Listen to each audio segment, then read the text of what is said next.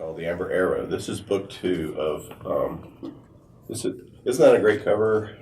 That is by the great artist Daniel Dos Santos, who actually lives around here. Another amazing creative person that lives in the area. And he did the cover of the first book in the series, which was called The Dragon Hammer. And this is a continuation of that, although it's easily read by itself on its own. And one of the characters that was in The Dragon Hammer is her, who is Ursula Kyler.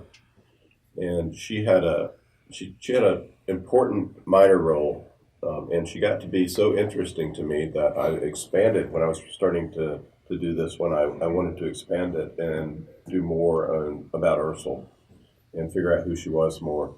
And so I have about a third to or so of the book is, my main character's name is Wolf von Dunstig. About a third of the book is also in Ursula's point of view, and we learn a lot more about her. This takes place in a fantasy world that is an alternate history world as well. It's a world where magic works of a certain sort, and the Vikings came and they stayed. So it's a world where the Vikings have created a bunch of small medieval-style kingdoms throughout North America. One of these, and they're opposed by the Roman Empire, which did not fall, who have colonized the south of the United States. It's not the United States, obviously. And they're the bad guys. They are sort of ruled over by a sort of wafer that's sort of like a communion wafer that gives mind control to the rulers down there, and it has to do with blood magic and such. And so it's a sort of vampiric and horrible place down south, and they are pushing up, trying to take the northern kingdoms. And my hero is Wolf von Dunstig in the first book, The Dragon Hammer. And Wolf he was the third son. The area it takes place is called Shenandoah, the Mark of Shenandoah, and it is the Shenandoah Valley in Virginia, stretching down to not quite to Boone, to about Blacksburg or so. And then the bad, evil kingdom starts up south of there, which is called Valdebac. They speak a sort of Catalan, sort of Latin, since and most of everyone speaks a Norse, of the descended Norse variation in the north. So what I did was I changed the names of all the towns and everything in reality, but I used all the Indian names, all the Native American names of the area, because they would have stayed the same in this alternate history. So he's in the Mark of Shenandoah, but he lives in the town of Rock and Rose, which is actually Front Royal up there at the head of the Shenandoah Valley. So Wolf grew up the third son of the Duke, and he has no clue that he's going to inherit anything. They call him, he's not even the spare to the heir, is what people say, and they treat him as such in the castle. But what transpires in the Dragon Hammer is that his elder brothers get killed as part of an invasion from their neighbors to the east, which is over in the main part of Virginia, and they've been subverted by this evil sort of dragon blood magic. And so Wolf finds himself having to fight and organize resistance. The other thing about this world is that there are, especially in Shenandoah, there are talking animals, and they're not like cute little animals either. They're like badass. You don't want to meet a bear man if you have to battle him. And the magic of Shenandoah, the great part of Shenandoah, is that this is a place where the animal people, the Tyr, as I call them, which is just German for animal, beast, and the humans have come together, and they've created sort of weirdly democratic, somewhat feudalistic, but weirdly democratic union. And that is the place that's going to incubate it's going to incubate Wolf, and and he's going to be able to bring the Northern Kingdoms together to finally oppose the bad guys who are really massing, and that's beginning to happen in this book. So elsewhere, the animal people are either persecuted or treated badly or enslaved in the South, but in Shenandoah, everybody kind of gets like Narnia, except sort of scary and difficult to get around in, and more Dark Ages Narnia than like happy middle medieval times Narnia. But it's fun, and Ursel, who I'll read a piece of the first chapter to you about. She was adopted by the bear people. By her father is Earl Kyler, who lives on top of Massanutten Mountain there in the Shenandoah Valley, and he rules a group of the animal people who are allied with Wolf's family, the Von Dunsticks. So, and in the first book, we found that Ursel was in love with Wolf, but Wolf was in love with this another woman, an elf woman, who in the first book he has to save, who saves everybody by giving up her star. And now in this book, he's trying to save her because she's given up her soul. And he has to find a way, if there is a way, to get her reconnected to, because elves don't have souls, they have stars they're connected to a star. And that's part of what this book is about. But Ursul's still in love with Wolf, even though she knows she can't really compete with, like, you know, 1,000-year-old elf beauty. But she's still trying because she's a tough girl. You can tell she's tough. She's very good with it. So that's where we are as I start chapter 1, The Archer. Ursel Kyler was thinking about him again. Lord Wolf von Dunstick, third son of Ducato and Duchess Malwyn. Wolf. Her what, friend? Maybe not even that. Acquaintance, obsession. She hoped not. What she felt was real. It wasn't just an obsession, wasn't it? Wasn't it? Ursel prided herself on being the sensible sort, the kind of person who didn't give in to impossible dreams. She'd known when she was young that she would never have the muscles to shoot an arrow 3 field lengths, so she concentrated on accuracy. Then, just before she turned 17 last year, she found that she did have the strength, and because of all her hard work, she also had the skill to hit a moving target at that distance. Ursel, by the way, saved Wolf's life with an amazing arrow shot in the last book. But persistence could only take you so far in love. It was either there or it wasn't. On Wolf von Dunstick's side, it definitely wasn't. Meanwhile, here she was out in the middle of the Schwarzwald forest, the forest that was going to belong to her one day. She was on a task important to her father, the Earl, important to the entire Mark of Shenandoah, if what she suspected was true. And what was she doing? Feeling like a lovesick idiot. Picturing his blue eyes and tints, that cowlick that wouldn't let his hair fall over them. Her arms, his torso, she'd seen him naked, at least from the waist up. He looked like a guy that had been forced to exercise a quarter day every day since he was 6 years old was going to look. Wiry, muscled.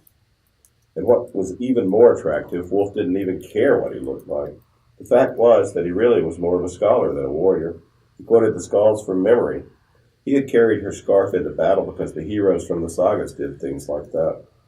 He was exactly what she wanted. And Ursel, one kiss. That was all they had shared or would. He'd made it clear Ursel wasn't going to be his choice. Her foolish heart was the last thing she needed to be worrying about at the moment, but she couldn't help it. She'd felt this way for months. It was like she was carrying around a knife in the pit of her stomach. For a while the knife would float there, then it would twist and stab her with another painful flash. Pain was 1/3 intense desire, 1/3 gloom, and 1/3 stupid pointlessness. I have to get over him, she told herself. But doing it wasn't going to be as easy as saying it. She hadn't seen Wolf for 2 months, curse it to cold hell. By the way, there's no cuss words in these books, but there's a lot of cool cuss words I came up with for this world. So they're often cursing things to cold hell. I tried to make it a clean sort of teen read for YA. Hadn't seen him since her last visit to Rock and Rose, and her feelings had gotten stronger and everything had gotten worse. It wasn't so bad when she was with him. Then she could see him with her, the beautiful, immortal one, Sayan. In those times, Ursel actually felt more at peace. How could she compete with Lady Say and Amberstone after all? The yearning died down, and she felt silly for even having this silly love sickness or whatever it was. It was when she was apart from him that the knife plunged back in. It twisted inside her at the weirdest moments, like now, when she might be about to kill a man, the knife cutting into her soul, her heart, her destiny. I'm not going to let that happen.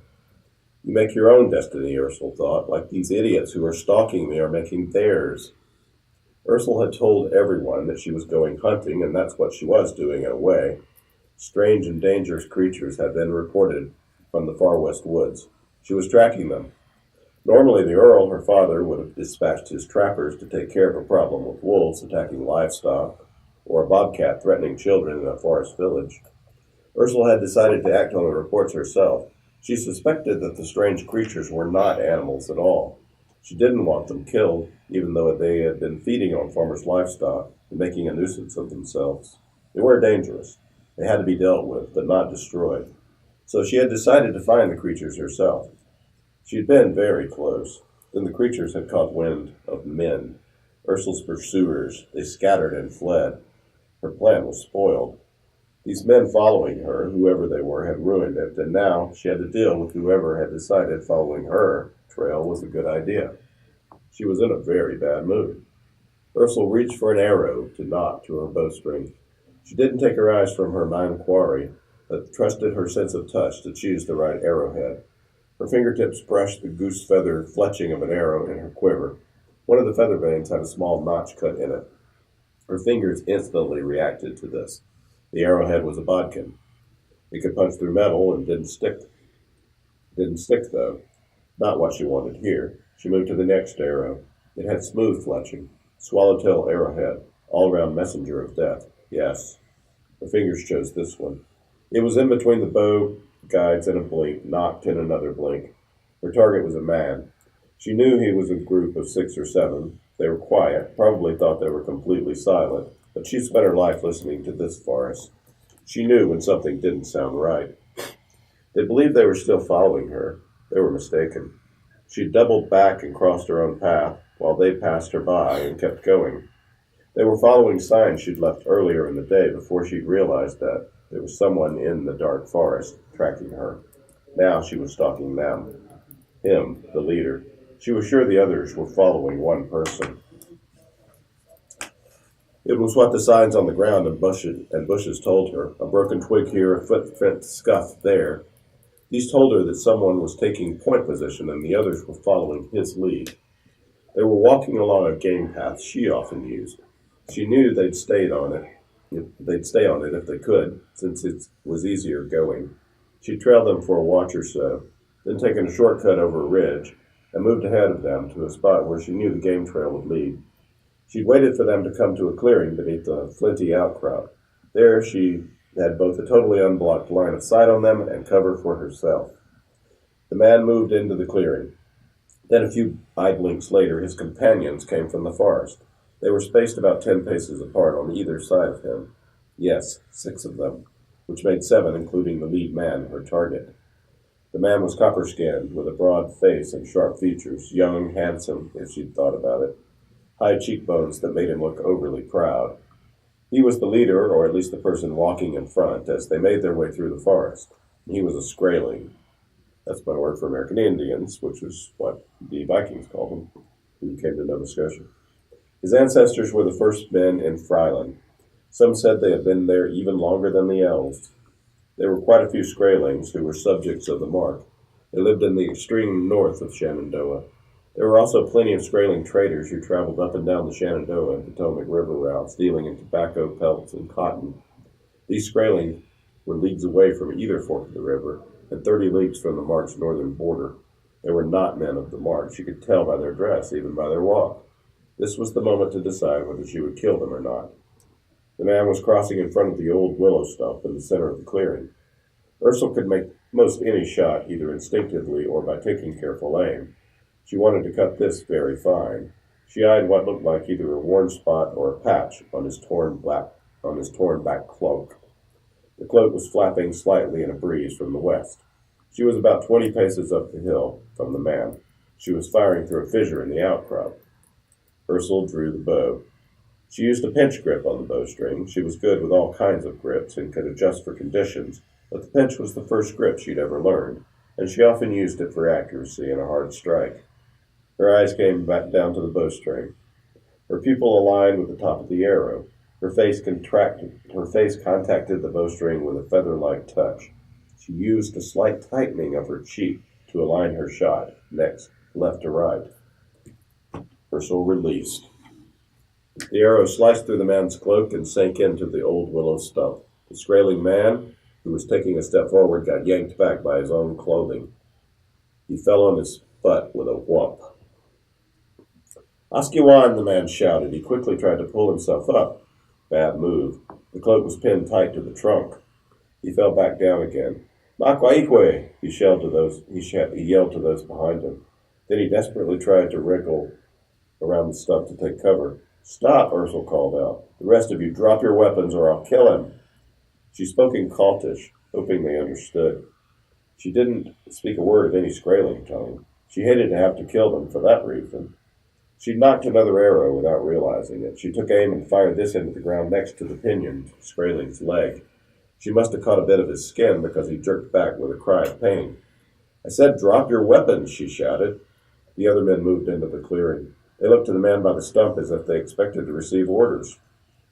"We don't have any weapons," he shouted back in Cultish. He sounded more irritated than frightened. "Sure you do. Drop your bows and quivers," she answered back. "All of you. Those are for hunting." Ursula let fly another arrow. This one thwacked into the stump near the man's head. She knew without looking that she had 7 more arrows in her quiver, so that would have to be the last warning shot. She hoped he'd gotten the idea that she would kill him if she felt threatened, because she would. Evidently he had. The leader nodded toward his men. "Do it," he told them. They all slowly set down their bows on the leafy ground of the clearing. "And the tomahawks," she called. "Don't forget your tomahawks." "Why? Shooting like that? You'd kill us before we could scalp you," the man called back. "Shut up and throw down the tomahawks."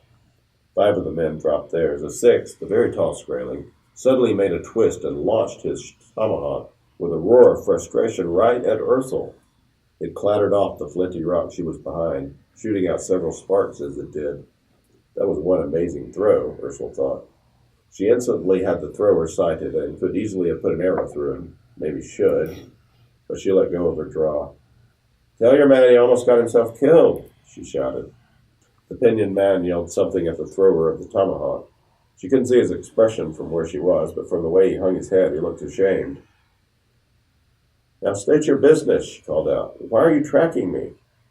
"We are looking for, that is, we have been sent to look for, a woman, a red-haired woman." "Who sent you?" "The Duchess Regent of this land." "Oh yeah, what's her name?" "Duchess Ulla von Dunsty." "Wrong answer." That's right. The surname has changed, not von Dunsty. Ulla Smeed." "Prove it." "I have a letter of introduction from Lady Ulla's seal and another letter addressed to the Earl, or actually to the Earl's retainer. This red-haired woman who is supposed to receive all messages from Earl Kyler. They call her Ursula. I don't know her surname, if she even has one. She's a commoner, I'm told." Ursula couldn't help smiling a vicious smile. She so wanted to mess with this arrogant outlander. "I may know her," she called out. "And she has a last name and a middle name." "All right," the man said with a shrug. "What of it?" "Her middle name is Era to the Groin." There was a pause as the man considered whether she might be telling the truth. His hand moved down, maybe unconsciously, to cover his privates. "Very funny," he replied shakily. "You're making me nervous." "Her last name is Kyler," Ursula said. "Kyler, like the Earl. She's his daughter by adoption." "Oh," a pause. "And you? Who are you?" Ursula didn't bother to reply. "You're 3 leagues away from Bear Hall," she said. "We went to Bear Hall, but this secretary, or whoever she was, wasn't there. The Earl wouldn't receive us without her. They said she handled castle business, so we decided to leave and look for her. Without a guide in Schwarzwald? Unwise. We're free men, we do what we want." "Right, not in my forest." Ursula had a feeling it would be a while before she would be able to get back to her original task. The wild creatures of the western forest would have to stay wild for a while, for now. We really need to speak to this Ursel, the man said. He pulled the arrow from his cloak and stood up. He turned so that she had an easy shot if she wanted to spear him through his chest. My people are dying right now, he said. We've come to plead for help. He was brave, she'd give him that, or arrogant enough to think she wouldn't shoot. I ought to put another one through his cloak for that haughty expression, she thought, over her shoulder. That would teach him. But no, she did very much want to hear what Ulla Smeed had to say. Ulla was the Duchess Regent, after all, and she was Ursel's liege lord and Wolf's sister. Ursel felt the knife in her stomach twist yet again. Blood and bones, I have to get that man off my mind. All right, she called out. Come here and show me the letter. And that's what I was going to read today. Awesome. Give you an idea. Good teaser. No, any questions or?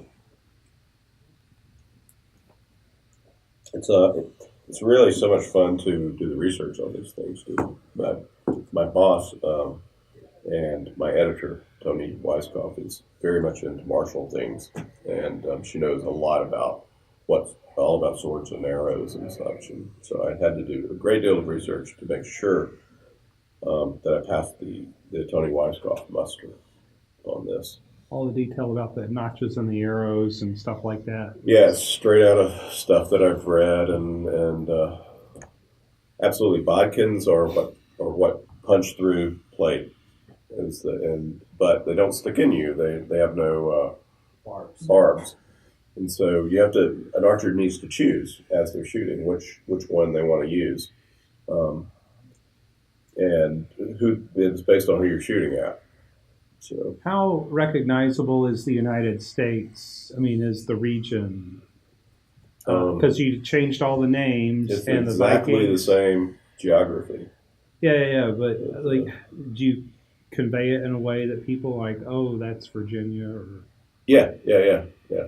Well, I called it the Mark of Shenandoah, so that it would be the right.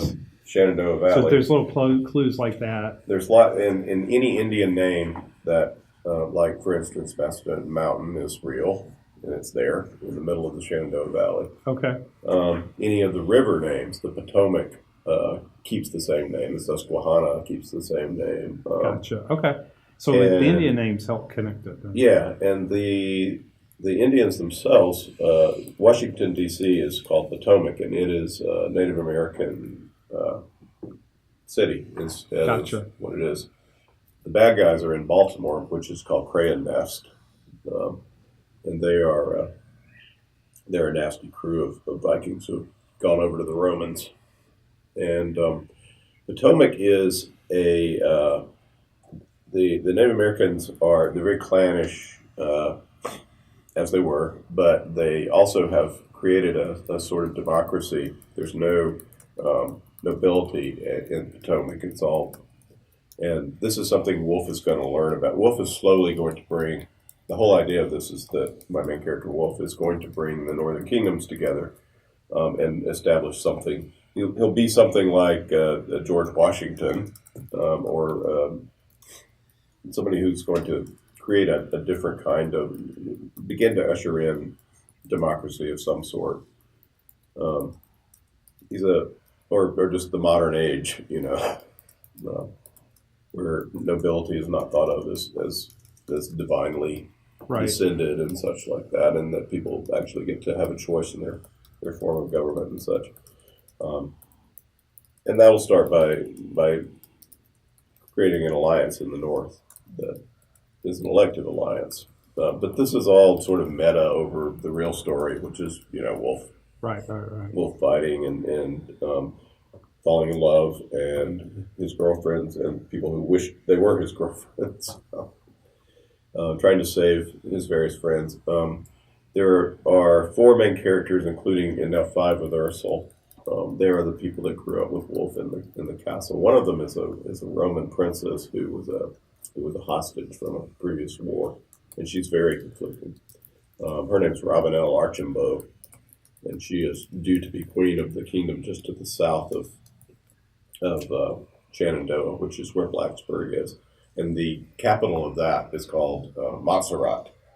It's got a huge dark uh, tower that towers over it, where the queen looks down upon her subjects, and she's due to take that over. But she's rather conflicted because she's grown up with these hard scrabble northerner Vikings, and she doesn't really know her people that well. So she's got her issues, and Wolf's best friend is Rainer, who's a commoner, but the son of a rich merchant, and he is incredibly good fighter because he and Wolf have had to be because they were picked on all the time growing up at the castle. He was a commoner, and Wolf was the third son, so everybody figured they were the low men. And then there's Saiyan, who Wolf is in love with, who's this elf who's was a fosterling. She is 62 years old, which is incredibly young for an elf. She's not 1,000 years old. She's 62, which is teenage. She's just become a teenager for an elf. And elves age differently, of course. They spend a lot of time in their early years in communion with their star, and so she has the emotions of a teenager, even though she's 62. So that's my big cast of characters, and this one, Wolf, some rather harsh things happen to him because he has to fight the Romans to the south, and he gets taken and thrown into some dire circumstances that I think are pretty cool. But I don't want to give too many spoilers in case anybody wants to read the book. I think it's very fun. I love the magic that I've had to think through. In my world, the world is actually it's an egg. It's a clutch of dragons that are going to be born. And underlying each country is a dragon. And so they're the medieval kingdoms that are separate parts of North America are really, they're geographically based, but the geography is based on the fact that there's a dragon underlying each land. And so there is a real connection between Wolf's family and the dragon. In fact, Wolf is able to hear the dragon voice. That's what makes him know that he's going to be the next duke. Oh, okay. And the bad guys, the Romans, they want to kill the dragons stillbirth, keep them from hatching, because that means the world's going to end. And their evil lord wants to rule forever. And the dragons are not going to hatch anytime soon. They're still very young. And it's just fun to try to work out all the magic and everything, and to at the same time work with the fact that I really wanted it to be a sort of historical and based on the geography that we have that I have to deal with. So I don't have to make up new geography. I have to play around. Here's what the Blue Ridge Mountains really look like. Here's where the passes are. Here's where people could come through with horses. Because I've driven around. The country has traveled, and I've always thought, well, what if I had to defend this pass with, swordsmen or Does the archers? Cumberland Gap kind of make an appearance? Yeah. It will later, but it's too far. It's too far south. Oh, okay. At the moment, it's all controlled by Romans, but there's a lot of fighting in the first book around Front Royal, which is a really cool. Sort of the way that the hill is in that town would makes it for a cool defensive point. That's where the castle is, and Gotcha. And it's also given me an excuse to go up the Shenandoah Valley a lot. Which I love. Truth comes especially out. in the fall when the trees are changing. Right. So it's just been a lot of fun to write. I've always wanted to do a book about what if the Vikings stayed. It's kind of a genre in science fiction and fantasy in a way. There's a few. But. So once again, the name of the book and the series? The book is called The Amber Arrow, and the series is called Wolf Saga. And the third book I'm working on right now will probably be out next year or early 2019. It's going to be called The Dasein Ring. The first book in the series is called The Dragon Hammer. And it's available now.